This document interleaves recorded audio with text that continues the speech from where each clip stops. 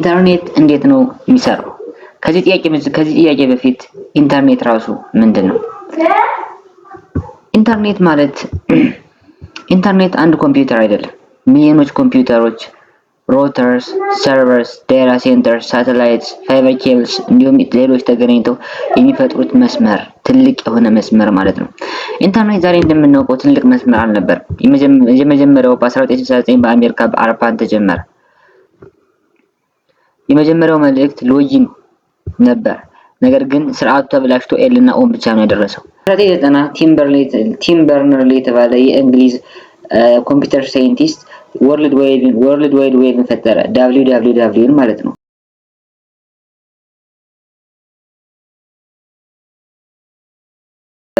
እንዲሁም በ1993 የመጀመሪያው ብራውዘር ሞዛይክ ተፈጠረ ማለት ነው። ከዚያም በኋላ ዓለም ሙሉ በሙሉ መያያዝ ጀመረች ማለት ነው።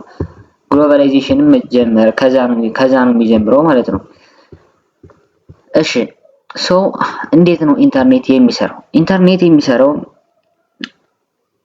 አሁን ለምሳሌ google.com ብለን ብትጽፍ አሁን ለምሳሌ አንድ ሰው google.com ብሎ ቢጽፍ ኮምፒውተር ይሄን ስም አውቀው ስለሆነ IP አድሬስ ያስፈልጋል። IP አድሬስ ማለት ኢንተርኔት ፕሮቶኮል ማለት ነው። ስለሆነ IP አድሬስ ምንላቸው ፎር ኤግዛምፕል 144.250 እያለ ባንች ኦፍ ነምበርስ ናቸው። ላንድ ለምሳሌ IP አድሬስ ብለን ለምሳሌ እንደ ሆም አድሬስ ማለት ነው። ላንድ ዌብሳይትም እንትን አለው አድሬስ አለው እንደ ሆም አድሬስ እንደ የቤት መታወቂያ ማለት ነው። ስለሆነ እነዛ ቁጥሮች ሰርች ለማድረግ ስለሚያዳግቱ DNS የሚባል ሲስተም መጣ ማለት DNS ማለት ዶሜን ኔም ሲስተም ይባላል። ዶሜን ኔም ሲስተም ማለት ለእያንዳንዱ IP አድሬስ ስም መስጠት፣ ዶሜን ኔም መስጠት፣ ከዛም በኋላ ሰርች ስናደርግ በዶሜን ኔም ሰርች ማድረግ ኢንስቴድ ኦፍ ነምበርስ ማለት ነው። ይሄ በጣም ጌም ቼንጀር የሆነ ፈጠራ ነው።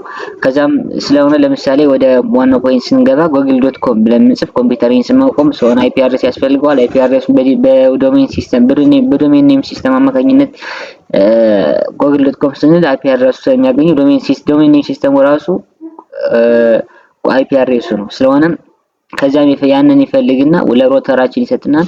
ሮተሩ ደግሞ ወደ ISP ይልከዋል። ISP ማለት ኢንተርኔት ሰርቪስ ፕሮቫይደር። እነዚህ ደግሞ ኢንተርኔት ሰርቪስ ፕሮቫይደር ለምሳሌ ኢትዮ ቴሌኮም ነው ኢንተርኔት ሰርቪስ የሚያደርግልና እነሱ ከሮተራችን ተቀብለው ኢንተርኔትን ለኛ ያቃብሉናል ማለት ነው። ኢንተርኔት ሰርቪስ ፕሮቫይደሮች ኢትዮ ቴሌኮም ለምሳሌ ከኛ ሀገር እነሱ ኢንተርኔት ከሮተሩ ተቀብለው ለኛ ያቀብሉናል ማለት ነው። ስለሆነ ለምሳሌ እናንተ የምታዩት የዩቲዩብ ቪዲዮ አሁን ከዴታ ሴንተር ወደ ከጉግል ዴታ ሴንተር ወደ እናንተ የሚደርሰው በኦፕቲካል ፋይበር ኬብሎች አማካኝነት ነው። እነዚህ ኦፕቲካል ፋይበር ኬብሎች ምንድናቸው? ኦፕቲካል ፋይበር ኬብሎች ምንላቸው ከባህር በታች የሚቀበሩ ኬብሎች ሲሆኑ መልእክትን በብርሃን ፍጥነት ያደርሳሉ ማለት ለኛ። ኢንተርኔት ሁሉም ሰው የሚገምተው ከሳተላይት ነው የሚመጣው፣ ግን ከሳተላይት ሳይሆን 99% ኢንተርኔት በአለማችን ላይ ያለው መልእክት የሚላላኩ በፋይበር ኬብሎች አማካኝነት እነሱ ከምድር በታች ከባህር በታች ውስጥ ነው የሚገኙት ማለት ነው። ፋይበር ኬብሎች ሮተሩ እነዚህን የብርሃን መልእክቶች ወደ ኤሌክትሪክ መልእክቶች ይለውጣል ማለት ነው። ከዛም በኋላ በኤሌክትሪክ ኬብል አማካኝነት ወደ ላፕቶፓችን ያስተላልፍልናል ማለት ነው። ከዛም በላፕቶፓችን ያንን ቪዲዮ እናየዋለን ማለት ነው። ነገር ግን ሴሉላር ዳታ የምንጠቀም ከሆነ ወይም ኢንተርኔት የምንጠቀም ከሆነ ከኦፕቲካል ኬብሉ ሲግናል ወይም መልእክት ወደ ሴል ታወር ወይም ወደ ማማው መላክ አለበት መጀመሪያ ማለት ነው። ከዛም ከሴል ታወሩ ወደ ስልካችን መልእክቱ በኤሌክትሮማግኔቲክ ዌቭ አማካኝነት ይደርሳል ማለት ነው። ስለዚህ እንደዚህ ነው በቃ ኢንተርኔት የሚሰራው ማለት ነው። እንደዚህ ነው ኢንተርኔት ከፋይበር ኬብሎች አንስቶ እስከ ስልካችን ዩቲዩብ ቪዲዮ የሚደርሰው ማለት ነው። በጣም ኮምፕሊኬት የሆነ ውስብስብ የሆነ መንገዶች ነው ያሉት። ስለዚህ ኢንተርኔት ዓለም አቀፋዊና በጣም ጠቃሚ እንደመሆኑ አንፃር ለምሳሌ IP አድሬስ ፕሮቫይድ ማድረግ፣ ዶሜን ኔም ምዝገባ የሚያደርጉ እና የተለያዩ ነገሮችን ከኢንተርኔት ጋር የተያያዙ ነገሮች የሚያደርጉ ካምፓኒ በአሜሪካ ውስጥ አንድ ካምፓኒ አለ፣ አይካን ይባላል። አይካን ካምፓኒ የሚያደርገው IP አድሬስ ፕሮቫይድ ያደርጋል፣ ዶሜን ኔም ደግሞ ምዝገባ ያካሂዳል ማለት ነው። እንዲሁም ደግሞ የተለያዩ ነገሮችን ከኢንተርኔት ጋር የተገናኙ ሰርቪሶችን ይሰጣል። የዛሬው ቪዲዮ ይህን ይመስላል። እንግዲህ ኢንተርኔት እንዴት ይሰራል የሚለውን በዚህ ቪዲዮ በትንሹም ቢሆን እንደተገነዘባችሁ ተስፋ አደርጋለሁ። በሚቀጥለው ቪዲዮ እንድሰራላችሁ የምትፈልጉትን ኮንቴንት ኮሜንት ሴክሽን ላይ አሳውቁኝ። እንዲሁም ለቻናሉ አዲስ ከሆናችሁ ይህን ቻናል ሳብስክራይብ ማድረጋችሁን እንዳትረሱ።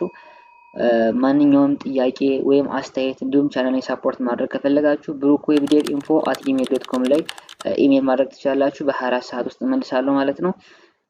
ሁሌም እንደምለው አንድ ላይ በመሆን የተሻለና ትልቅ ነገር ማድረግ እንችላለን። ብሩክ ዳንኤል ነበርኩኝ። በሚቀጥለው ቪዲዮ እስከምንገናኝ ቻው።